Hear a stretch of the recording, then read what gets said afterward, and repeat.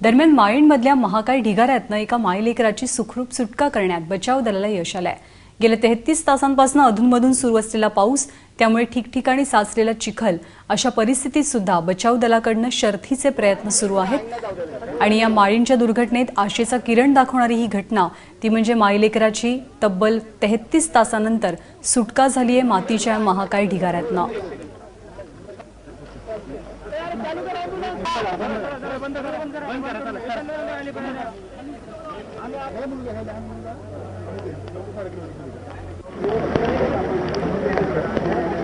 काल 8 वाजता जी घटना घडली त्याच्यानंतर ती एक जी प्रमिला लिंबे म्हणून जी महिला होती ती लहान मुलाला दूध पाजत असताना नेमका असा लँडस्लाइड झाला आणि ते सगळेजण त्याच्यामध्ये दबले गेले। पण त्या महिलेची सुटका 4:30 वाजता तिची खूप सेफली वाचली। फक्त पाठीला थोडा त्रास आहे तिच्या आणि मुलाला थोडंसं खरचडलेलं आहे। 3 महिन्याचं मूल आहे, त्याचं नाव रुद्र आहे। आणि मग तिथनं त्यांना थोडा त्रास कमी असल्यामुळे इकडनं जाण्याची तशी परिस्थिती नव्हती, म्हणून त्यांना इथलं गाव आहे चिंचवाडी, त्या चिंचवाडीमध्ये त्यांना तिथं एका घरामध्ये आश्रय दिला।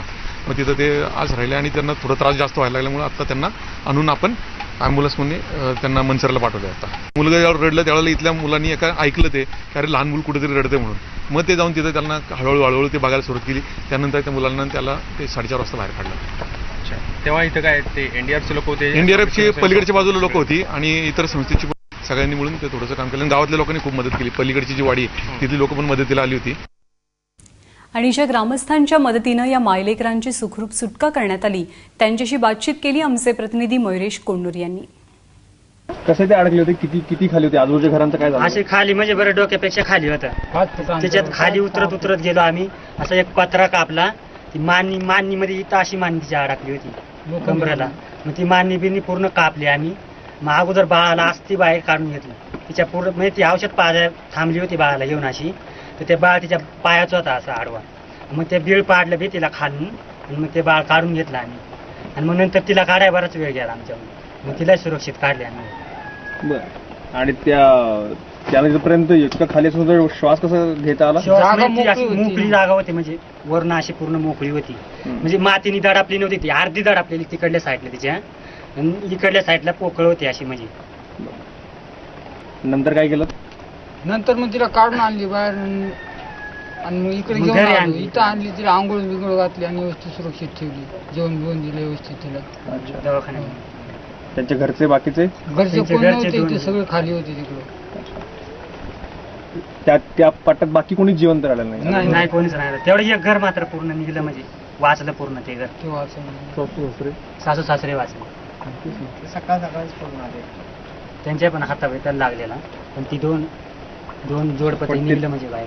ते सासू राहिलेली आतमध्ये। त्यांना काय वाटत होतं की तिथे गेली म्हणजे ते संपली, म्हणजे ते म्हटलं संपली। आम्हाला पण जाऊन दुपारी आम्ही 3-3:30च्या दरम्यान गेलो ना आम्ही। 4 वाजता आम्हाला तिथं आवाज आला बाळाचा, गुंडीत गेलो ना आम्ही, त्या घराच्या आडेवर चढत गेलतो, तर त्या बाळाचा आवाज आला। मग आम्ही काढायला सुरुवात केली। तिला जास्त म्हणजे आवाज निघत नव्हता, तिने बाळाला रडावला, तिला आवाज निघत नव्हता। बाहेर तिला आवाज येत होता। हे आपले दुसरे नाही काही लोक मिलिटरीवाले वगैरे ते नाचत होते त्या टाइम, ते आवाज येत होते आतून, त्यावेळेस त्या लोकांनी ऐकलंच नाही। ती मग काळत होते आतमध्ये, पण तिने ऐकलीच नाही। मग आम्ही गेलो, नंतर ती लोक खाली गेली, मग आम्ही वरती गेलो। आम्हाला येऊनच देत नव्हते ती लोक त्या टाइमवर। मग आम्ही गेलो, ऐकत आम्हाला सापडलं, आवाज आला म्हणून आम्ही